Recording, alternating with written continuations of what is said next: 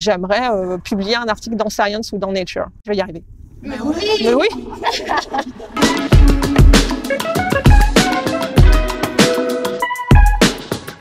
Je suis Catherine Thévenot, je suis professeure en psychologie du développement cognitif. Je travaille sur l'apprentissage en fait de manière générale et plus précisément sur les apprentissages numériques, le comptage sur les doigts notamment chez les enfants.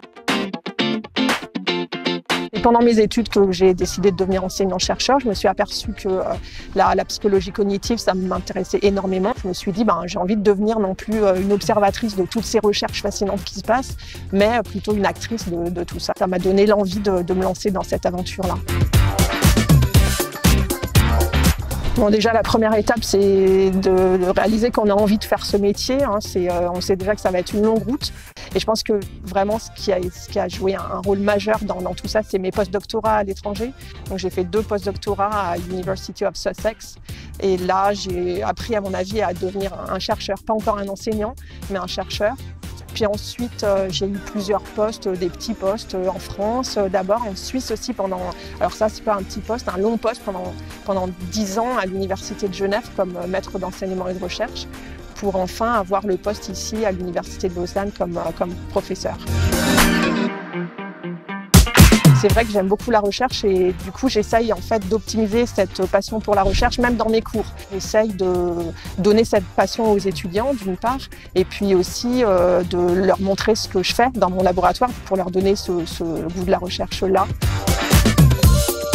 J'aimerais publier un article dans Science ou dans Nature. Oui, je vais y arriver. Mais oui! Mais oui! C'est difficile d'envisager ma vie qui serait une vie de non-chercheur. J'aurais sûrement alors du coup été médecin ou chirurgien. Je pense que c'est justement le fait d'avoir décroché des post-doctorats en Angleterre. C'était des bourses assez prestigieuses et je pense que ça m'a montré qu'en travaillant beaucoup, on pouvait parvenir à ce qu'on voulait faire. J'espère que je vais permettre aux enfants d'apprendre mieux, notamment sur le calcul mental, sur le comptage sur les doigts. Ça aussi, c'est quelque chose qui est important pour moi. Et j'essaye de plus en plus justement d'être proche des écoles et des enfants pour essayer de maximiser leur apprentissage. Ça le fait beaucoup rire mon métier. Alors par exemple là je travaille sur les abeilles en ce moment, j'ai un projet sur les abeilles.